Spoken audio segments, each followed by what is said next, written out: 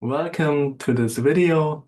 In this short introduction or this short talk and discussion, we would like to introduce this new book, the practical commentary on the Six Yogas of Naropa. So just to give you a little bit of a heads up what to expect from this book and what it contains. So to start off, we were thinking to just briefly mention a little bit about the source of that particular commentary.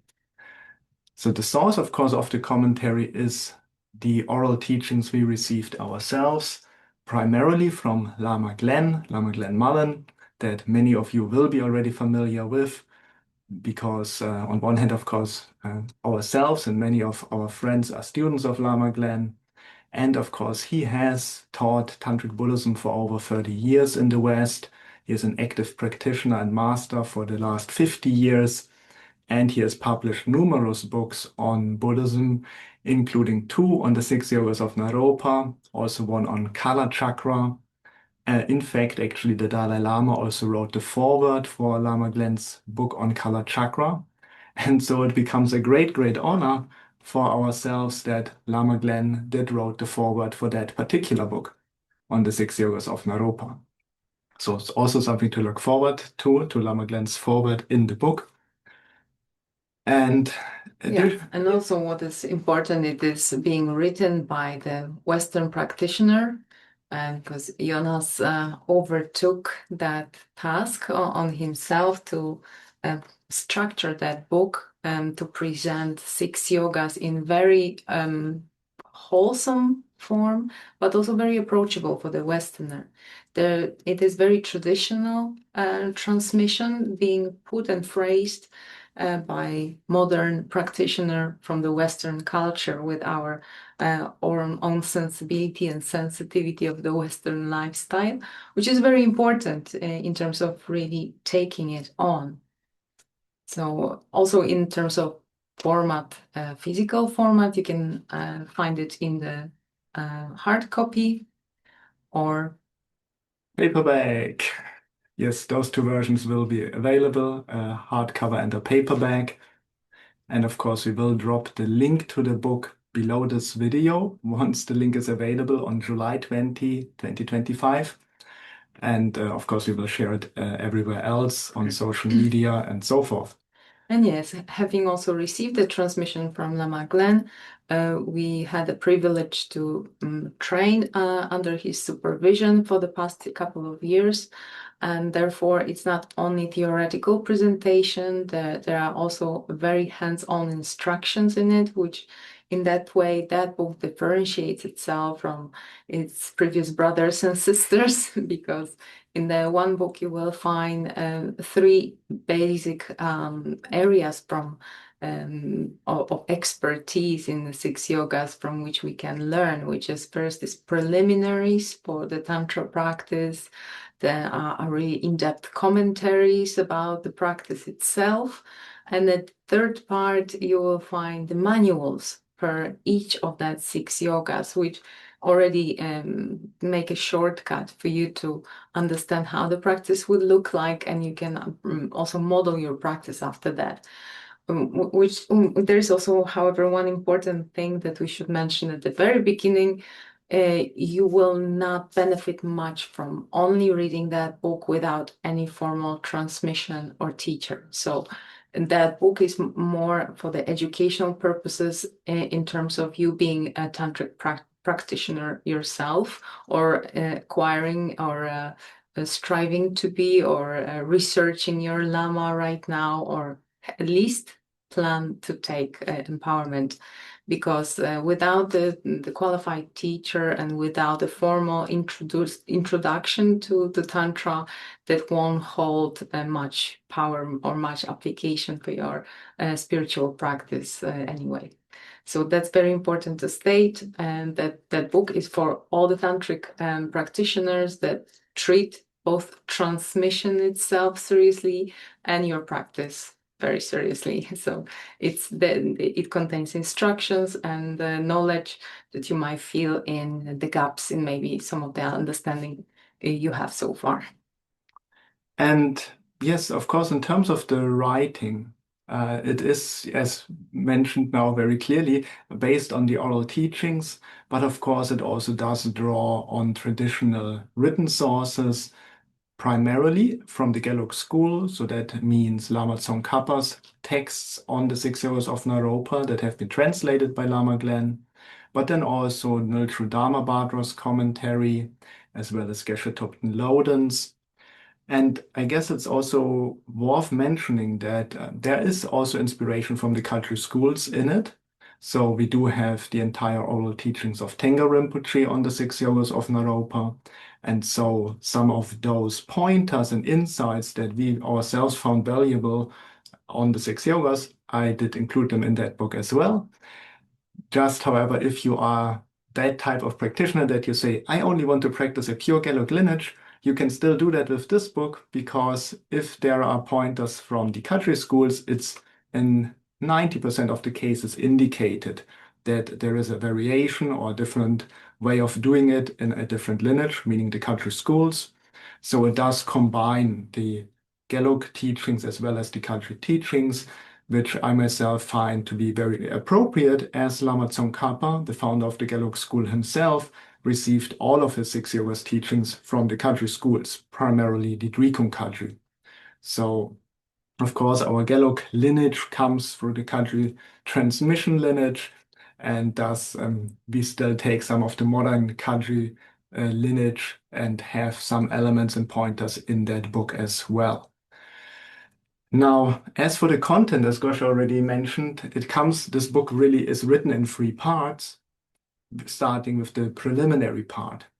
And this first part is really written in a way that it gives an introduction to Vajrayana Buddhism, and it outlines the most important foundational practices and knowledge that one should have in order to practice the Six Yogas of Naropa. And so it is written in a way that even a non-Buddhist can benefit from it. But as Gosia clearly said, um, generally that book is for a serious practitioner. So if you don't have empowerment yet, or you're not an in-depth tantric Buddhist practitioner, you could read that book, but you should seek empowerment if you want to go really deep into that practice, into that system of practice and transmission. Yes. In fact, traditionally, one would not get at all any of the teachings without empowerment. Lama Glen is kind enough to say one can engage in tantric practice to see if it is a fit for oneself, but if one feels this is a path one would like to go deeper in, then yes, seeking empowerment is absolutely crucial for the effectiveness of this deep, profound path to enlightenment. Yes, and also for the past few years, we have honor to lead some of the practices of Tummo practice with practitioners, with our sangha, and we also have encountered few people that used to draw only from the knowledge of the books before, prior to taking initiation and to re-engaging seriously in the practice.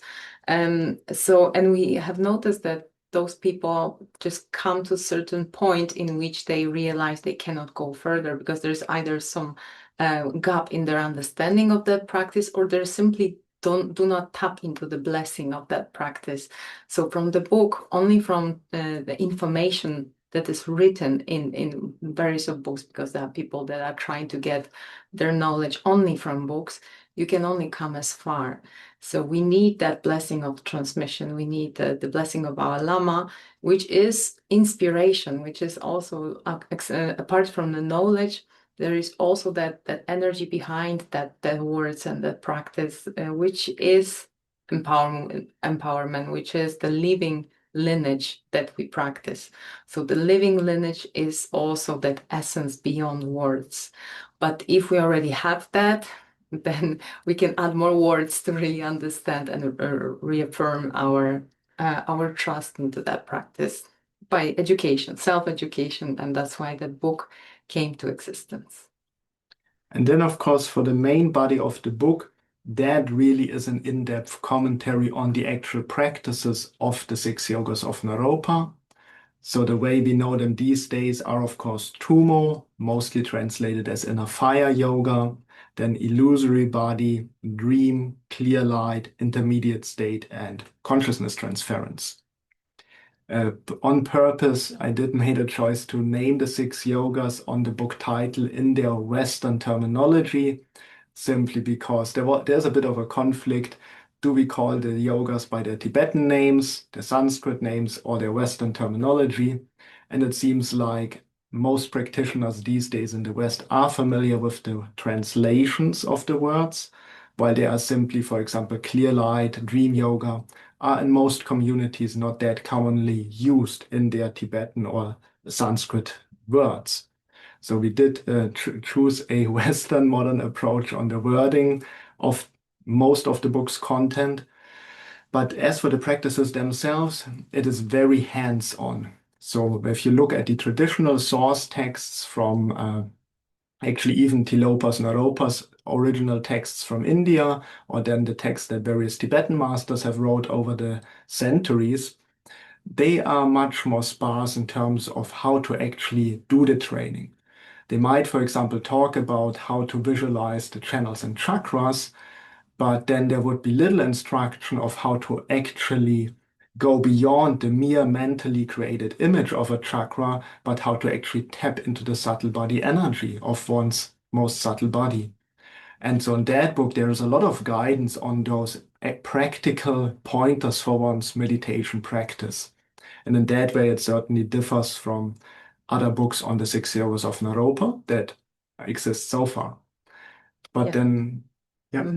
No, because if you are already a tantra practitioner, you probably know that in Vajrayana we much more put emphasis on living the instructions than only visualizing them. That tantra is really integration and embodiment of all of that instructions, all of that visualizations that when turned inwards will produce certain states of mind by evoking certain energies and chemical components of our coarse body that impact our subtle body. And for that, we need to have the confidence in that practice and really dive deep into training it. So that's why that engagement is a very important element of the practitioner. And but of course, on that level of instructions, we also cannot be lacking. That's why we need to pair that openness for experiencing it, but also with understanding what we try to evoke. That's why. Again, that the third part of that book, the manuals, also will give you a clear outline of how to practice it. And as Jonas said, you can try to do it even without empowerment. But as I said, if you don't take empowerment, you encounter a glass ceiling that you cannot push through anyway. So if you want to see it as your lifelong practice, it's good to seek qualified teacher and empowerment before really investing in that very serious but how beneficial series of practices.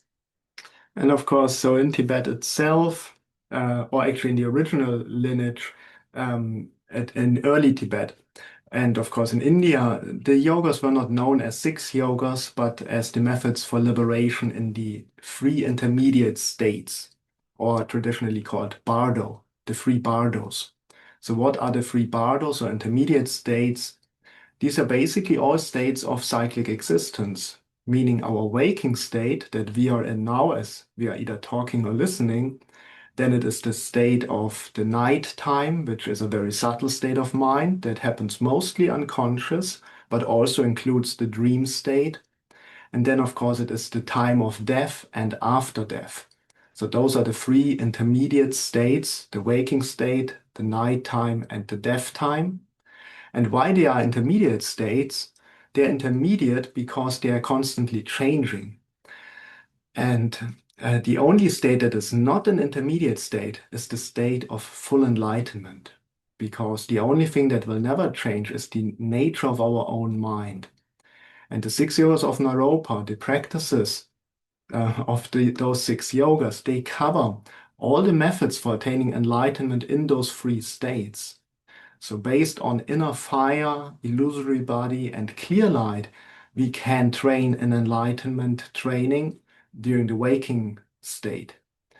Then through the methods of dream yoga and the clear light of nighttime, we can cultivate the nature of mind and our enlightenment training as we are sleeping and dreaming.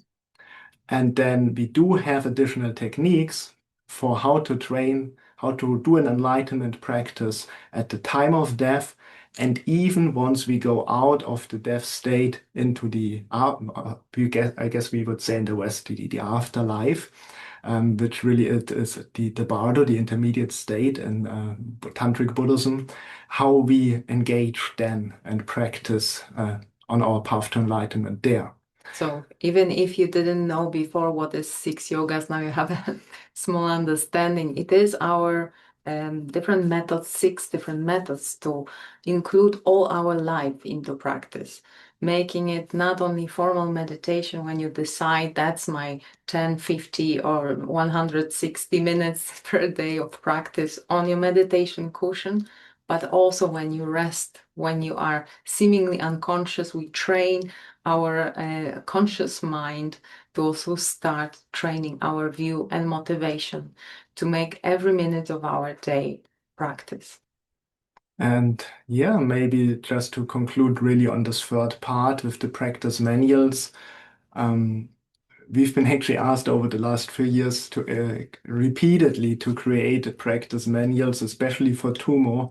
And personally, I've always refrained from it because it's so easy with a written manual to get stuck on one way of practicing. Well, in fact, actually, the Six Yogas of Naropa are highly esoteric teachings and very flexible. It's not like there's only one way of doing it. Of course, there are key points of the practice that can't really be changed in order for the lineage to be authentic. But in terms of engagement of the training, there's always some variation. Even within the Gelug school, there's plenty of variations in terms of how things are done within Tumo. Then looking at the country schools, again, there are quite a few differences. But the key points of awakening the inner fire, utilizing the winds and the subtle drops of the body in order to attain enlightenment, those key points are unchanging across all the lineages of the Six Yogas of Naropa. So that's why before I refrain from writing manuals, but so many people have asked over the last few years. So with this book, we'll have 3 different manuals on Tumo, on inner fire practice, that are also written in a way to make it very clear that there are alternative ways of doing things. So you not only have 3 manuals, you basically have those 3 Tumo manuals or inner fire manuals with all types of pointers and insights of what variations and other options there are available. Additionally to the Tumo manuals, there are 3 Karma Mudra manuals. So if you have a partner that you can practice with, all those instructions are in here as well. Then there is, of course, Illusory Body, Clear Light, Dream Yoga, and Consciousness Transference, POVA. All of that is in the third part as a written source, or as written manuals. Yeah, and also these are very clearly outlined manuals that you can follow, and sometimes we need that as a confidence for our confidence to have a guidebook or guideline how to do it. But as Jonas mentioned, there are certain points that can be put in place in a different variation that consists still of that particular practice you wanna do, that it's not very prescribed. So it's also very good not to fixate yourself. That's the only way to do it.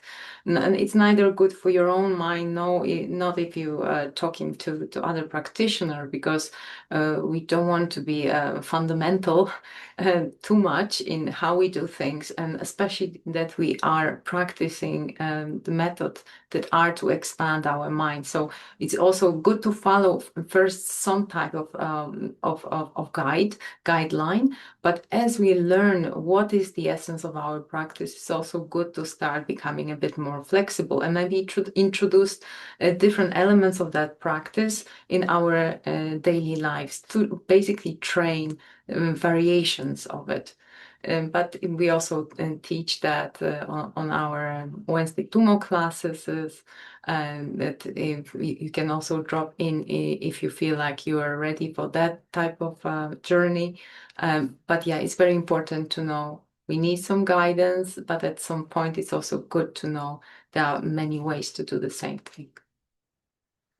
Yes, and of course, one thing that is really, really precious with that book is that we had two wonderful artists who have been working on the imagery and illustrations of the book.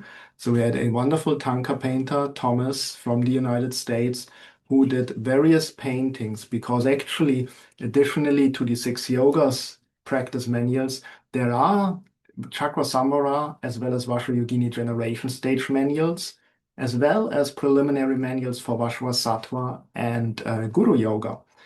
And so for all those practices, for the various deities and Buddhas that are involved in those particular practices, we have these beautiful illustrations painted by Thomas in that book. So Yeah. here the main deities, Chakrasamvara, Vajrayogini. We have commissioned it especially for that book. So thank you so much, Thomas, again for making it so beautifully and inspiring. And then, of course, we have a wonderful artist from Russia, St. Petersburg, the wonderful Dinara. And she made all these incredible illustrations for our Tumo practice. And also then Pova, Dream Yoga, and so forth. So all the clearly outlined illustrations for the channels, chakras, and syllables. Also how the deities in sitting with channels and chakras will look like. And so therefore how we visualize our body looking like during the practice. yeah, so here on the right side, my right side, I'm not sure if the image is mirrored. Maybe it's your left side. We'll have Vajra Yogini with the Tumo chakras and syllables, and then on the other side, Heruka with the Pova channel and the syllables for Pova practice. And then also finally another page with the Pova syllables as well as seed syllables of Heruka and Vajra Yogini and the visualizations for dream and sleep yoga. So you do have a wealth of visual resources, color print, that's also quite special. I can certainly say when we've practiced ourselves initially, even though of course we had perfect in-person guidance or direct guidance from our teachers, to have good visual resources was hard to come by. Sometimes we were drawing it on the paper ourselves with the crayons just to get the idea how it looks like in color. So now, yeah, it is very wonderful that we had those wonderful artists being involved in creating that book and to have those resources all in one place. So we have an introductory part in the book that is really, even for non-Buddhist, written in a way that it will be easily understandable and digestible. We have the in-depth commentary on the Six Yogas of Naropa, a whole chapter on all types of manuals, so free Tumo, free Kama Mudra, illusory body, clear light, dream yoga, and Pova, and of course the illustrations. And So maybe also one word about the other resources that we were drawing on while educating ourselves towards the Six Yoga practice, and also what Jonas also used as a resources, references for that book. And those are various types of commentaries that we also anyway invite you to read. And if you are really very advanced or very determined practitioner yourself, Jonas with that book did a shortcut for many of us, that we don't need to necessarily read those in order to get the grasp or grip of that practice. And there are many hours spent in analyzing these text comparing and making sure that the meaning is applied. However, there is also a much benefit in reading all the different perspectives that the previous masters that wrote the commentaries before they presented. So also at the end, you have a list of the resources in the bibliography. And of course, on the first position. There are the books already that are written by our Lama, Lama Glenn Mullen. But there are also those commentaries translated by David Gonzalez, like Blazing in the Fire of Bliss and Emptiness, Loden Thupten, and Great Treasury of Six Yogas of Naropa, and many others. But those are probably the essential ones. And which one would you point out as a very, very important as well? So in fact, I guess the order somewhat points out the importance of the books. So it is titled Bibliography and Suggested Further Reading. So the first two books, as Gosia said, are by Lama Glenn. And these are, of course, the original translations that he made. So the actually first book is Lama Tsongkhapa's big treatise on the Six Yogas, entitled A Book of Free Inspirations. And actually, it's a book of free inspirations, as you will learn from that book, because the Six Yogas of Naropa rely on free tantric sources. But we are not going into that now. But so just to give that pointer here, you can learn those details from this or other sources.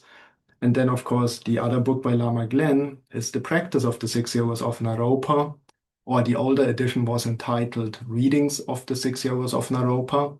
And this is a compilation of different shorter texts on the Six Yogas. So Lama Tsongkhapa's short text is in there, but then there are also the original texts by Tilopa and Naropa themselves, as well as by later masters of the Gelug school.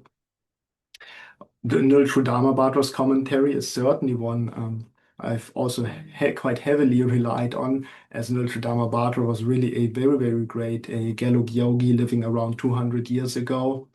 Of course, his treatise on the Six Yogas of Naropa is very special because it is written in relation to the practice of Naropa's Vashva Yogini. So that is really wonderful as well.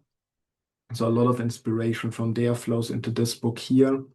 And then Geshe Thupten Loden's commentary, Great Treasure of the Six Yogas of Naropa, I also relied on quite a bit, simply because what I do love about his commentary is that he put a lot of quotes from the six Shamarpa's Six Yogas commentary in his own treatise. So even though he is a Gelugpa Geshe, he used a lot from the six Shamarpa. And why that was dear to myself is simply because the six Shamarpa's Six Yogas of Naropa commentary is the commentary that is until the present day used by the Karma Kaji school for their teachings and practice of the Six Yogas of Naropa. So having all those quotations from Geshe Thupten Loden or from the sixth Shamarpa was quite nice to go through. And furthermore, one thing I did appreciate with Geshe Thupten Loden is that he did discuss the illusory body a lot in the context of the very subtle body, which in highest yoga tantra has a big relation to out-of-body experiences, or as we would say in the West, astral travel. Because most commentaries like Lama Tsongkhapa's and Nilshu Dharmabhadra's, they do refer to it. But unless one has the oral transmission, one won't understand what they are talking about. Yeah. Then Geshe Thupten Loden becomes a little bit more clear about the analogies of the illusory body, but still not that in depth. So in this book, I made it very, very clear. But so it is very nice to have all those original sources that certainly are a great inspiration for the present book here. Yeah. And there are more listed and mentioned that you can explore in your own time. But of course, it really goes hand in hand to have the original translations from the great lineage masters. And in our own case, while by no means I consider myself a master, what I can say is that luckily, thanks to our teachers who gave us permission to teach, that it is an authentic source. It's not just like made up on the spot and we are proclaiming ourselves as being gurus or anything.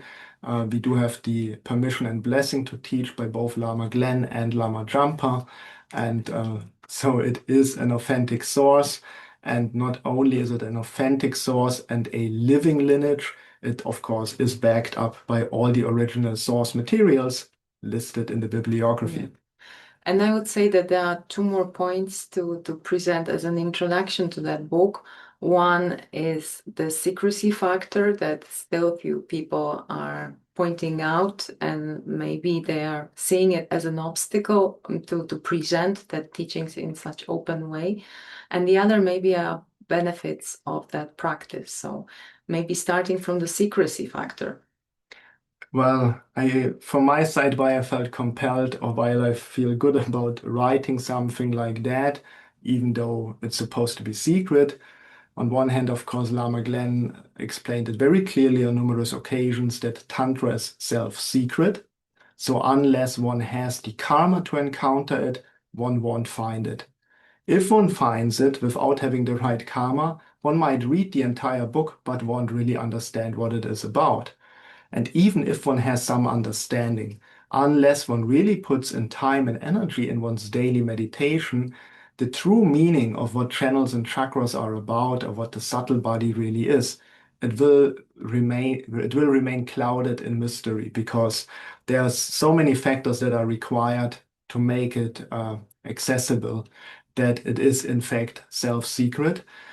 But also, I would really say these days, if you just Google for a Tumo manual or Tumo meditation, you will find plenty of websites or videos that talk about how to do Tumo practice or what are the 6 Yogas of Naropa.